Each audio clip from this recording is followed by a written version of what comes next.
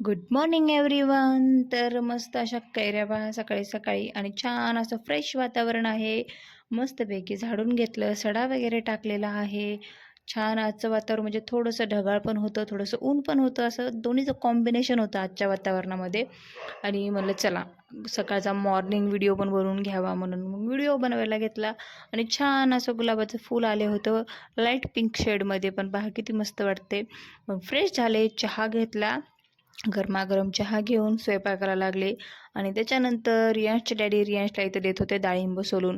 आजकाल फळं पण कोणती खावी ना तेच कळत नाही. प्रत्येक फळामध्ये भेसळ इंजेक्शन वगैरेच वापरत आहेत, तर लेकरांना द्यावं तरी काही ते कळत नाही. पण फळं खाल्लेलं चांगलं असतं हे तर बरोबरच आहे. चला असो, काय करावं आपण, याच्यात काय बदल करू शकणार आहेत, कारण झालं आहे सगळं असं. आणि त्याच्यानंतर इथं पहा रियांशचं इथं कार्टून बघत बघत फळं खाणं एन्जॉय करत होता तो. आणि मला आज ना मनी प्लॅन्टची जी इथली कुंडी आहे ना ती मध्ये घ्यायची होती, म्हणजे गॅलरीमध्ये घ्यायची होती, माझ्या जी समोर दरवाजाची आहे जागा थोडीशी तिथे. कारण ना इथं खूपच असं म्हणजे धूळ लागते आणि खूप घाण होऊन जाते, लक्ष पण देणं होत नाही इकडं. त्यामुळं मला थोडीशी इथली जागा चेंज करावी आणि याच्यामध्ये कचरा जे झाला होता ते पण काढला. आणि तुळस पण मला लावायची आहे. तर पहा याच्यात बाजूच्या कॅरीबॅगमध्ये तुळस पण आहे. त्याच्यासाठी माझ्याकडे कुंडी नाही सध्या आणि लक्षच राहत नाही बाहेर गेल्यावर कुंडी आणायची.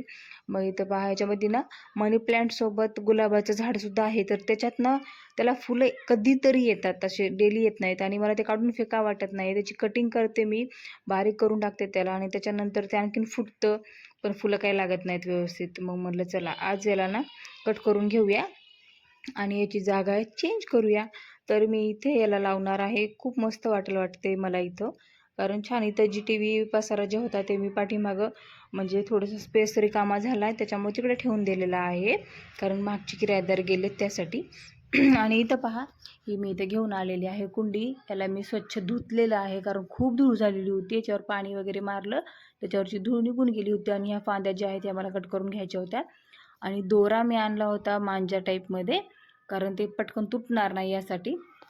तरी ऋषभचे डॅडी पण माझी मदत करत होते, पण सगळं झाल्यावर आले होते माझी मदत करायला. त्यामुळं म्हणलं चला मीच करून घ्यायचं, आता राहिलेच किती, एवढं तर राहिले त्यामुळं. आणि इथं मस्तपैकी अशी वरती ह्याला बांधायचं होतं आणि खिडकीवर सोडायचं होतं इकडून, कारण ते जेवढं दाट झालं ना ते इतकं छान लुक येतो ना घराला, मस्त वाटतं.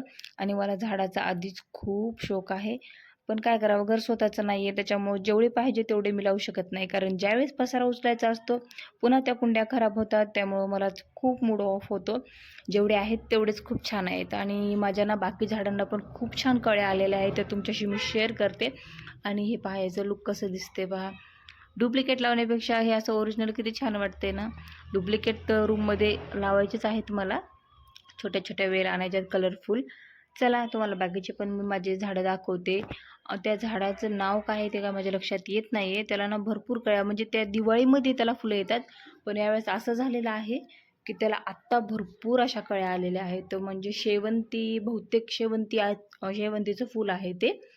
तर त्याचा कलर इतका मस्त आहे, असा लाईट लाईट पर्पल टाईपमध्ये आहे. तुम्हाला ज्यावेळेस फुल येईन मी ते दाखवते. आणि चमकुऱ्याचे पानं मी थोडेसे धने टाकले होते, धनेची मस्त अशी कोथिंबीर पण आली, चमकुऱ्याचे पानं पण आले. जे गेटजवळ होतं ना ते मी ते इथं लावलेलं आहे, खूप मस्त. आणि पहा तुम्हाला दाखवते किती छान ग्रोथ झालेली आहे, कारण इकडे सावलीत होते तर नव्हती एवढी छान ग्रोथ. आणि हे पहा किती मस्त गुलाबाचं फुलं आहे.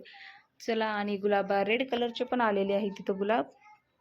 तर चला भेटूया उद्याच्या ब्लॉगमध्ये. आजच्या ब्लॉगमध्ये एवढंच. Bye bye. लाईक करा, शेअर करा, सबस्क्राईब करायला विसरू नका. बाय.